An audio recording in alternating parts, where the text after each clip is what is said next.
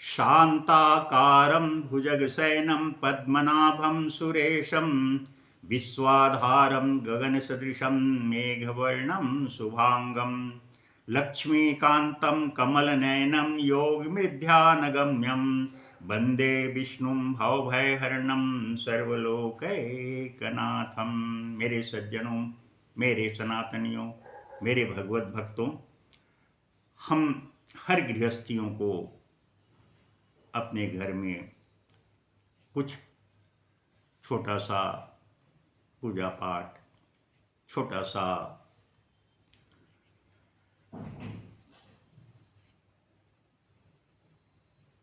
कुछ भी, बड़े से बड़ा यज्ञ तो कर नहीं सकते, तो छोटा सा कोई पूजा, छोटा सा कोई होम हवन हमारे घर में अवश्य करना चाहिए।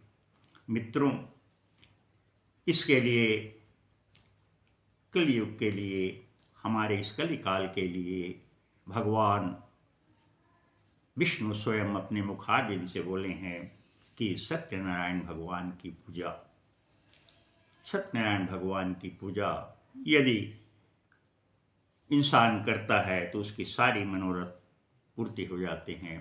यह कम समय, कम खर्च और कभी भी करने वाला व्रत पूजा है। तो हम गृहस्थियों को अपने घरों में सत्यनारायण की व्रत पूजा कथा अवश्य करना चाहिए। मित्रों, आप कहेंगे कि यह कब करना चाहिए? वैसे भगवान विष्णु स्वयं अपने मुखारविंद से बोले हैं, यस्मिन कस्मिन दीने, कभी भी किसी भी समय इसको आप कर सकते हो, लेकिन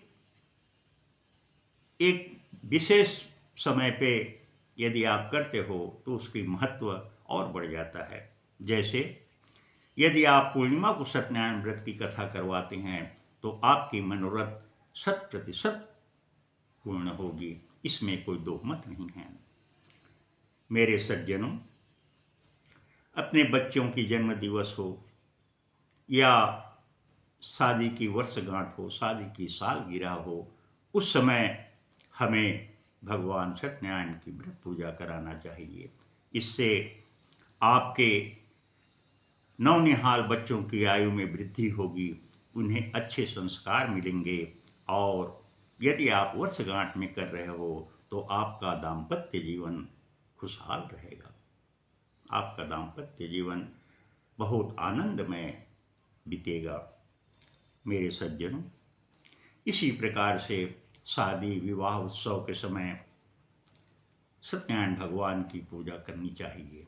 यदि आपके घर में नई दंपत्ति आती है, आप अपने बेटों की शादी करके, अपने बेटे की शादी करके नई बहू ला रहे हैं, तो बहू बेटे को उनके गृहस्थ जीवन में प्रवेश के पहले अवश्य सत्यनारायण भगवान की पूजा उनके द्वारा कर लेना चाहिए। भगवान की पूजा करके उनसे अपने आने वाले दाम्पत्य जीवन, गृहस्थ जीवन के लिए अच्छे भावना के साथ उनसे भगवान से वरदान मांग लेना चाहिए, उनसे आशीर्वाद प्राप्त कर लेना चाहिए। इसके बाद ही अपने गृहस्थ जीवन का शुरुआत करना चाहिए। मित्रों, हमारे यहाँ पाश्चात्य सभ्यता इतना पैर पसारते जा रहा है कि इन सब को हम भूलते जा रहे हैं। जन्म दिवस के अवसर पर केक काटते हैं, मोमबत्ती जलाते हैं, मुंह से बुझाते हैं, चाकू से काटते हैं। ये सब भाई हमारी भारतीय संस्कृति नहीं है, हमारा सनातन ऐसा नहीं कहता है। हमारा सनातन धर्म बिल्कुल इसके विपरीत है। उसी तरीके से नई नवेली दुल्हन या नई बहू आपके घर में आती है तो आजकल लोगों का प्रथा है हनीमून मनाने जाने का। मित्रों, मेरे भगवत भक्तों, यह बिल्कुल हमारे भारतीय संस्कृति, हमारी भारतीय सनातन, हमारी परंपरा, हमारी जो मान्यता है उसके बिल्कुल विपरीत है। आप भगवान की पूजा करके, होम हवन करके आप अपने दाम्पत्य जीवन में, अपने गृहस्थ जीवन में प्रवेश कीजिए। देखिए आपका दाम्पत्य जीवन कैसे खुशहाल रहेगा। मेरे सज्जनों,